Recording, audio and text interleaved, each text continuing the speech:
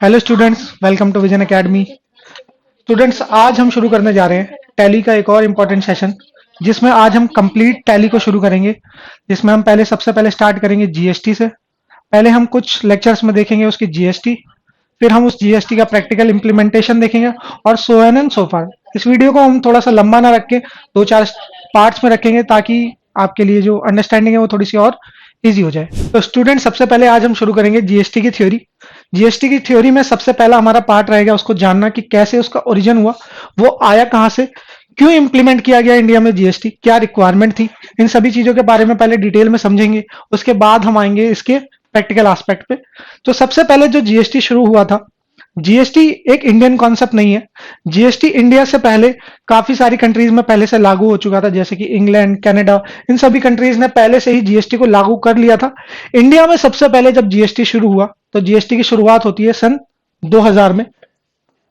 उस समय के जो वित्त मंत्री थे, जिनका नाम था श्री मनमोहन सिंह जी, मनमोहन सिंह जी इसका सबसे पहला इंप्लीमेंटेशन लाए। उन्होंने एक बिल लाया जिसमें उन्होंने कहा कि हमें जो हमारा इनडायरेक्ट टैक्स है, हमारे दो तरीके के टैक्सेस होते हैं, डायरेक्ट टैक्सेस और इनडायरेक्ट टैक्सेस। इनडायरेक्ट टैक्स का जो हमारा मेन पोर्शन है, जो कि पहले कहलाता था वेट। वेट की फुल फॉर्म होती है वैल्यू एडेड टैक्स। ये आपकी जो टोटल अप्रॉक्स वैल्यू है उस पे ऐड होता था। बट ये जो वैल्यू एडेड टैक्स है, इसमें सबसे जो नेगेटिव पार्ट है वो इसका ये है वैल्यू। मतलब जब भी दो प्रोडक्ट की वैल्यू सेम है, तो उस पर लगने वाला जो टैक्स है वो सेम होगा, चाहे वो किसी भी कैटेगरी में फॉल करता हो, चाहे वो एक नेसेसरी गुड हो, चाहे वो एक लग्जरी गुड हो। इसी को चेंज करने के लिए हमने अपना जो टैक्स सिस्टम है उसको चेंज किया, और एक नए सिस्टम की रिक्वायरमेंट थी। इस टैक्स सिस्टम को सन 2000 में लाने की कोशिश की गई।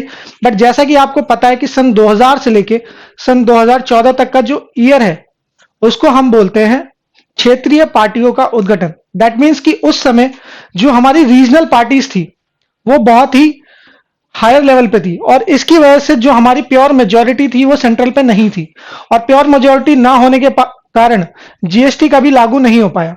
पर 2014 में जब गवर्नमेंट रिफॉर्म होती है और रिस्ट्रक्चर होती है, उसके बाद जब नई गवर्नमेंट आती है, तो सन 2016 में वो एक बिल आती है, जिस बिल के लिए वो जीएसटी का इंप्लीमेंटेशन लागू करती है। 2016 में जब जीएसटी लाया गया, तो इसका जो प्रोसेस था उसको करने में गवर्नमेंट को लगभग 1 से 1.5 साल लगा, और 1 जुलाई 2017 को भारत में जीएसटी लागू कर दिया गया था।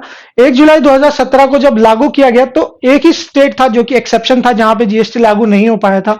उसका one of the major reason ये था कि उस समय जम्मू एंड कश्मीर में एक अपना अलग कॉन्स्टिट्यूशन था, जिसको री इंप्लीमेंट कराना पड़ता था, और उसको री इंप्लीमेंट कराने के लिए हमें 7 दिन और लगे। और टू बी एग्जैक्ट अगर हम कहें कि 7 जुलाई 2017 को भारत में जीएसटी कंप्लीटली तरीके से लागू कर दिया गया था। अब ये जो जीएसटी लाया गया था, उसमें हमारे कुछ स्ट्रक्चरल चेंज किए गए थे, जिसमें हमने टाइप्स ऑफ जीएसटी और अदर जीएसटी के फॉर्म्स में मेजर चेंजेस लाए थे। ठीक है, इन जो जीएसटी थे, ये जो हमारा जीएसटी था, उसमें जो मेजर चेंजेस लाए गए थे, उसमें स्ट्रक्चरल था कि हमने दो तरीके के जीएसटी लाए। जिसमें पहला हमारा जीएसटी था जिसे हम बोलते हैं जीएसटी रजिस्ट्रेशन, और दूसरा हम बोलते हैं जीएसटी रजिस्ट्रेशन कंपोजिशन स्कीम।